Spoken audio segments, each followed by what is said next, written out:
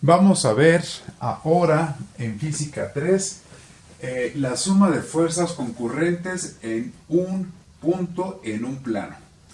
Recordemos que terminamos de ver la suma de fuerzas que están en la misma dirección, ya sean paralelas al eje de los X o paralelas al eje de los Y, o en algún plano que esté inclinado, pero que ambas estén con la misma inclinación. ¿Ok? Esas fuerzas se sumaban directamente con su magnitud. Si las flechas que nos indican el sentido eran iguales, entonces se sumaban. Si las flechas eran encontradas, entonces se restaban. ¿Cuál era el signo que le teníamos que poner? Hacia donde crecen el eje de las X y el eje de las Y, el signo es positivo, en sentido contrario es negativo. Si la magnitud mayor era la que estaba sobre alguno de los ejes, creciendo hacia donde crecen los ejes X o Y, entonces el signo es positivo. En caso contrario, el signo era negativo. ¿Ok? Ahora vamos a ver la suma de fuerzas. Como la vez pasada, vamos a tener dos fuerzas, pero en esta ocasión cada una va a estar en un plano distinto. O sea, van a tener una cierta inclinación. Como nosotros, para poder hacer esto, podemos escoger un plano o un marco de referencia. El marco de referencia puede estar en cualquier parte. Nosotros podemos poner nuestros ejes cartesianos en cualquier parte, en este caso del pizarrón, pero se recomienda ponerlos en un lugar que nos convenga. En este caso sería conveniente que este mismo punto, donde se están aplicando las dos fuerzas, pues que por aquí pase el eje de las X y el eje de las Y. ¿Ok? Ustedes, por favor, en su cuaderno, cuando estén tomando los apuntes, hagan estas líneas completamente derechas. Pero bueno, antes de empezar a hacer el procedimiento para ver cómo vamos a sumar esas fuerzas, veamos primero. ¿Por qué en un punto? En un punto porque ese punto nos va a representar a los objetos, a las masas. ¿Sí? Habíamos dicho que una fuerza es una interacción entre dos o más objetos, cuando menos dos, que están interactuando entre sí. Ya cuando tenemos nosotros un punto donde se aplican, quiere decir que en ese punto se están aplicando las fuerzas que se generaron por otras dos masas, ¿sí? O sea que están empujando a algo. Por ejemplo, tenemos aquí nosotros visto desde arriba una mesa, tenemos aquí dos personas, ¿sí? Aquí están los brazos de las personas que tienen algún mecate que está jalando a la mesa o que la está empujando, ¿no? Digamos que se la está aplicando desde aquí, desde sus manos, ahí al centro de la mesa. Aquí está otra persona que tiene sus brazos y que está también empujando o jalando esa mesa. En este caso tenemos nosotros tres cuerpos, dos personas, cada una de ellas aplicando una fuerza, y otro objeto. Este objeto también tiene una masa. ¿Ok? De manera general, si nosotros tenemos que estar dibujando en cada ocasión los objetos que están aplicando las masas, esta puede ser hacia acá, por ejemplo, si fueran unos palos, o si fuera un lazo, la estarían jalando. En este caso, ahí lo tenemos, ¿no? Es un esquema representativo. Lo difícil estaría en dibujar en cada ocasión a los objetos, o a las personas, o a los animales que están haciendo las fuerzas. Entonces, decimos, en vez de hacer esto, vamos a representarlo todo con un punto. ¿En qué parte vamos a poner ese punto? ¿Y por qué un punto? En realidad, si nosotros nos vamos, por ejemplo, con la mesa rectangular que tenemos aquí, tenemos que si lanzamos dos líneas de esquina a esquina contraria de cada lado de la mesa, veremos que aquí tenemos un punto que está en el centro. Ese es el centro geométrico de esa mesa. Se supone que es una mesa rectangular regular. Aquí en el pizarrón blanco es muy resbaloso. Entonces las líneas salen un poquito más chuecas que en los pizarrones de GIS.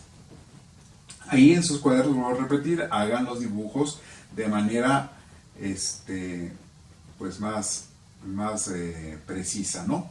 Pero regresemos. Aquí debe estar el centro geométrico. Para los cuerpos regulares, el centro geométrico es también el centro de masas. O sea, si nosotros comprimiésemos esa mesa con alguna gran máquina y pudiéramos hacer que toda la materia que se encuentra en la mesa se comprimiera al mismo tiempo en todas las mismas direcciones, de manera tal que la masa de la mesa se empezara a reducir y a integrar en un solo punto, el punto donde se reuniría toda esa masa coincidiría con este punto geométrico, porque es un cuerpo pues, que tiene una geometría regular. En los cuerpos que tienen geometrías distintas a las regulares, pues ese punto geométrico no siempre está el punto de masas, ¿sí? Entonces, ahorita nosotros podemos considerar que vamos a representar a todas esas masas en un punto, ¿no? Y como realmente es el punto de aplicación o el punto de recepción de las fuerzas, pues no será necesario calcular exactamente en dónde se encuentra ese punto. Hay procedimientos para hacerlo. Es un procedimiento largo y un poquito tedioso y que sobre todo que está fuera del alcance de estas clases, ¿sí? Lo que sí hay que saber es que esos puntos sí existen. Tenemos puntos de aplicación, tenemos estos puntos geométricos. Por eso decimos nosotros, pues vamos a hacer entonces, en vez de estar haciendo los dibujitos más o menos feos de personas vistos desde arriba, cómo se vería, mejor nada más dibujemos los puntos en donde se encuentran sus centros geométricos y de aplicación de las fuerzas. Y ya a partir de ahí decimos, esa es una persona 1, la persona 2 y la mesa. Y dibujamos un diagrama de cuerpo libre, representado con puntos y con fuerzas, de manera tal que sea un poquito más preciso ya cuando estemos dibujando. Ok, entonces hacemos nuestro diagrama de cuerpo libre, vemos que está así. En este caso es un problema similar. Aquí tenemos nada más el punto que está representado. Evidentemente que la cola de la flecha pues es el otro punto de aplicación. Aquí se encuentra de la otra fuerza, también tiene su punto de aplicación. Tenemos, aquí está la fuerza, aquí encontramos el punto en donde se estaría generando, ¿no? Aunque bueno, para fines prácticos tenemos un punto geométrico en donde está generándose la fuerza, pero en realidad la fuerza se aplica en toda la línea de acción de la fuerza, ¿sí? O sea, no podemos considerar, este es el punto donde efectivamente hay una persona que está empujando, pero la fuerza se aplica en toda la línea. Inclusive podríamos dibujarla más larga y se seguiría aplicando la fuerza hacia atrás o hacia adelante en la misma dirección. En este sentido se estaría aplicando, ¿sí? Pero en este momento nosotros ya tenemos los puntos de aplicación de las fuerzas, el centro que elegimos nosotros y que decidimos pasar nuestro marco de referencia, que en este caso es el plano cartesiano X y Y, donde se están aplicando los puntos y donde está recibiendo aquí. Aquí puede ser la representación de la mesa, nada más que decidimos girarlo, ¿no?, a 90 grados. Ok, entonces queda claro que es el cuerpo, el diagrama de cuerpo libre, que lo tenemos acá, cuáles son los centros geométricos y por qué siempre decimos que los aplicamos en un punto. Al final de cuentas, ese punto es donde están aplicadas todas las masas.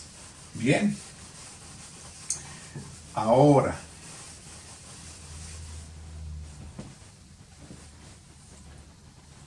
vamos a dejar este video aquí porque al momento de estarlo subiendo a YouTube, es mejor que se suban videos cortos porque tardan menos y los videos largos tardan bastante tiempo en subirse y es más complicado. Dejamos aquí en donde hicimos las definiciones de pues de lo que estamos diciendo aquí, de las fuerzas concurrentes, cuáles son esas fuerzas, por qué son puntos donde se van a aplicar y que va a ser nada más en el plano. Vimos el diagrama de cuerpo libre y vimos que los puntos nos están representando a los centros de masas de los cuerpos. En los cuerpos regulares coincide con el centro geométrico, en otras ocasiones no coincide con el centro geométrico el centro de masas, pero como no es motivo de esta clase, vamos a seguir representando cualquier tipo de cuerpo con un punto. ¿Ok? No vamos a calcular exactamente en cada cuerpo cuál es el centro de masas. Hay procedimientos, nos los vamos a ver. ¿Qué más? Bueno, como resumen, ese estuvo. Lo dejamos aquí y en el siguiente video vemos cómo empezamos a descomponer las fuerzas.